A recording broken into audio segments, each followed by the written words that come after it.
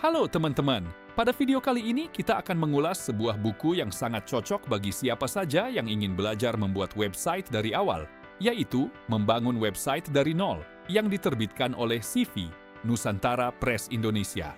Buku ini ditulis oleh 4 penulis, yaitu Herman B. Diagtriadi, Dewi Arianti Wulandari, Mochammad Farid Rifai, dan Rizkia Cahyaningtyas. Mereka merupakan akademisi dan praktisi yang memiliki perhatian pada bidang teknologi informasi, pengembangan web, serta pendidikan. Melalui buku ini, para penulis berupaya menyajikan materi secara sederhana agar mudah dipahami oleh pembaca yang masih berada pada tahap pemula. Sesuai judulnya, buku ini mengajak pembaca memahami proses membangun sebuah website dari nol hingga mampu membuat website yang dapat dijalankan secara mandiri.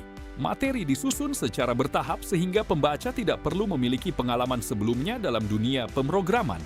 Bab pertama membahas pengenalan website, mulai dari pengertian, fungsi, sejarah perkembangan website, cara kerja website, hingga komponen utama yang membentuk sebuah website. Pembahasan ini membantu pembaca memahami konsep dasar sebelum masuk ke materi yang lebih teknis. Pada bab kedua, pembaca diajak mempersiapkan proses pembuatan website dengan benar.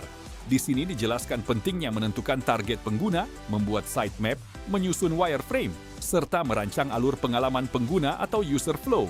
Materi ini menunjukkan bahwa membangun website bukan hanya soal menulis kode, tetapi juga tentang merencanakan pengalaman pengguna.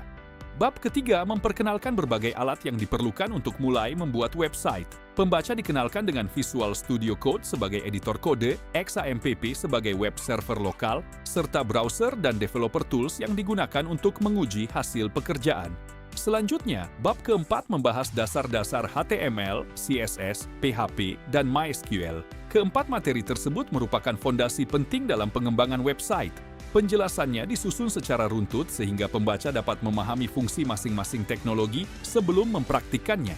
Bab terakhir membahas WordPress sebagai salah satu sistem manajemen konten atau CMS yang paling banyak digunakan. Pembaca diajak mengenal WordPress, melakukan instalasi, membuat halaman dan postingan, serta memahami berbagai fitur dasar yang tersedia untuk membangun website tanpa harus menulis seluruh kode dari awal. Kelebihan buku ini terletak pada penyampaian materi yang sistematis, menggunakan bahasa yang mudah dipahami, dan mengikuti urutan belajar yang logis. Pembaca akan merasa dibimbing langkah demi langkah, mulai dari memahami konsep hingga mengenal praktik pembuatan website. Namun, bagi pembaca yang sudah berpengalaman dalam pengembangan web modern, materi dalam buku ini mungkin masih bersifat dasar dan belum membahas teknologi yang lebih baru seperti framework JavaScript, Laravel, atau layanan cloud hosting. Secara keseluruhan, membangun website dari nol merupakan pilihan yang tepat bagi pelajar, mahasiswa, guru, maupun masyarakat umum yang ingin mulai belajar pengembangan website. Dengan pendekatan yang sederhana dan materi yang terstruktur, buku ini dapat menjadi bekal awal untuk memahami dunia web sekaligus mempersiapkan diri mempelajari teknologi yang lebih lanjut.